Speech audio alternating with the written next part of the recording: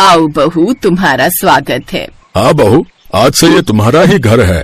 भगवान करे तुम्हें हर खुशी मिले। नई नवेली दुल्हन के रूप में खड़ी राधिका असल में दिल्ली की रहने वाली थी, लेकिन उसकी शादी शांतिपुर नाम के एक छोटे से शहर में हो गई थी। राधिका अभय से शादी करके ससुराल आ गई, जहाँ उसकी सास कमला, ससुर रमेश और देवर विकास रहते थे। राधिका को देखकर उसका देवर विकास बहुत खुश हुआ और बोला, भाभी आप तो इतने बड़े शहर से आई हो, वहाँ तो सब कुछ मॉडर्न होता है। हमारे यहाँ सब थोड़े ही ऐसी है। कोई बात नहीं देवर जी, मुझे ये सादगी ही पसंद है। चलो राधिका, तुम्हें तुम्हारा कमरा दिखा दूं। जी माँ जी। वैसे तुम्हें खाना बनाना तो आता है ना? हाँ माँ जी, मुझे सब कुछ बनाना आता है। चलो ये तो अच्छी बात है। वैसे हमारे यहाँ सब कुछ घर का ही बनता है। बाहर का खाना ना तो मुझे पसंद है और ना ही अभय के पापा को। हाँ माँ जी, मेरे घर में भी सब घर का बना खाना ही खाते हैं। खासकर सबको मेरे हाथों के बने पराठे बहुत पसंद थे। पराठे? हमारे यहाँ नहीं बनते पराठे वराठे। हमारे यहाँ तो पूरी, कचौड़ी और सब्जी दाल ही ज्यादा बनती है। खैर देखते हैं तुम क्या क्या बना पाओगी। नई बहू पर तंज कसकर उसकी सास कमला अपने कमरे में चली जाती है। उधर राधिका भी मन ही मन सोचने लगती है कि वो कैसे अपने ससुराल वालों का दिल जीते। फिर अगले दिन राधिका सुबह जल्दी उठती है और जल्दी जल्दी सबके लिए रसोई में आलू के पराठे बनाने लगती है। और फिर शायद माँ जी को ये पराठों का नया तरीका पसंद आए। खाने में तो अच्छा ही लग रहा है। राधिका बड़ी उम्मीद से खाने की टेबल पर अपने बनाए पराठे रोल रखती है, जिन्हें सब लोग हैरानी से देखने लगते हैं। अरे वाह राधिका, ये तो कमाल लग रहे हैं। माँ पापा आप भी खाकर देखो ना, आपको पसंद आएंगे। वैसे ये है क्या? पराठे ऐसे थोड़े बनते हैं। ये तो कोई ढाबे का खाना लग रहा है। देखो बहू, आज बना लिया कोई बात नहीं, पर आगे से ध्यान रखना। हमारे यहाँ तो सादा खाना ही बनता है। अब माँ जी, मैंने सोचा थोड़ा अलग ट्राई करूँ। अब अगर आपको पसंद नहीं तो मैं सादे पराठे बना दूंगी कल से। ठीक है, स्वाद तो बुरा नहीं है, लेकिन ये रोज रोज नहीं चलेगा। राधिका को कमला की बात सुनकर थोड़ा बुरा लगता है, लेकिन वो चुप रहती है। वो तो अपने ससुराल का दिल जीतने की कोशिश कर रही थी, लेकिन उसकी सास कमला पहले ही दिन उससे नाराज हो गई थी। ऐसे ही कई महीने बीत जाते हैं। कैसी हो भाभी? अब तो बहू वाली हो गई हो, खूब सुख मिल रहा होगा अब तो। हाँ, सुख के नाम पर पता नहीं खाने में क्या क्या बनाती रहती है। पराठे को गोल गोल करके उसमें चटनी भर देती है बस। अरे आजकल के बच्चे तो ऐसे ही हैं। मेरी बेटी भी पता नहीं क्या क्या अजूबे बनाती रहती है। थोड़ा बहुत ठीक है, लेकिन घर को घर की तरह चलाना चाहिए। अब देखते हैं आगे नई बहुरानी और क्या क्या करती हैं। राधिका अपनी सास कमला और पड़ोसन शालिनी की बातें सुन लेती है। उसे ये सब सुनकर दुख होता है। फिर उसी शाम क्या हुआ? तुम्हारा मुंह क्यों लटका हुआ है? माँ जी को मेरी हर बात में कमी नजर आती है।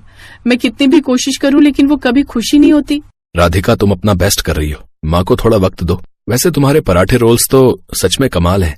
तुम क्यों ना इन्हें और लोगों तक पहुँचाओ? मतलब? एक काम करो, तुम ना एक छोटा सा बिजनेस शुरू करो। मुझे यकीन है लोगों को तुम्हारे पराठे रोल बहुत पसंद आएंगे। शादी को कई महीने बीत चुके थे, लेकिन अब तक राधिका अपनी सास कमला को खुश नहीं कर पा रही थी। इस बात से वो दुखी रहने लगती है। अभय भी ये सब देख रहा था। अभय चाहता था कि राधिका कुछ अपना काम करे ताकि उसका ध्यान कमला की बातों से हटे। फिर अगले दिन राधिका कुछ पराठे रोल्स बनाती है और विकास को देते हुए कहती है, विकास अपने दोस्तों को खिलाकर देखो, मैंने इस बार रोल्स में फिलिंग कुछ अलग रखी है। अगर उन्हें पसंद आए तो बताना। भाभी ये हिट हो जाएंगे, देखना मेरे दोस्त ऑर्डर मांगेंगे आपसे।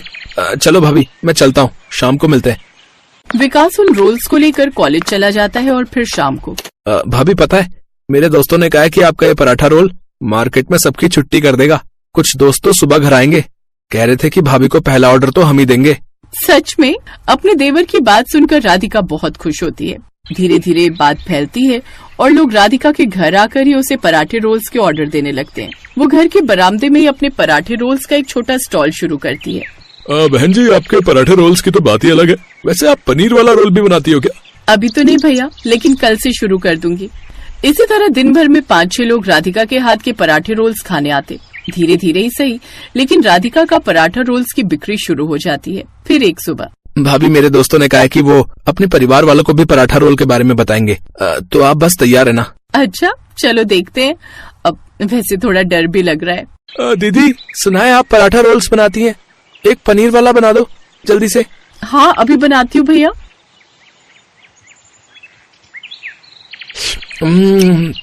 वाह दीदी, ये तो लाजवाब है, मैं कल फिर आऊंगा है। उस दिन राधिका के सारे रोल्स बिक जाते हैं। वो बहुत खुश होती है, लेकिन ये बात कमला को बिल्कुल भी पसंद नहीं आ रही थी। वो राधिका से गुस्से में कहती है, राधिका ये क्या चल रहा है? घर को ढाबा बनाकर रख दिया है। हमारे घर की बहू को ये सब करना शोभा देता है क्या?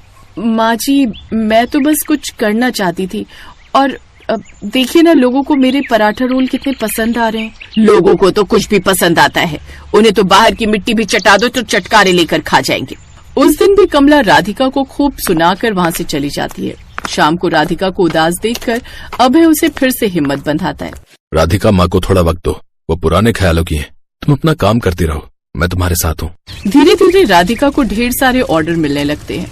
अब वो बाजार में अपना स्टॉल लगाने लगी थी।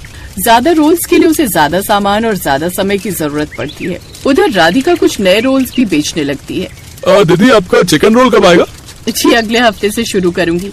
अरे वाह, ये तो शानदार है। आप एक काम करिए, मेरे दोस्त के लिए भी 10 रोल पैक कर दीजिए।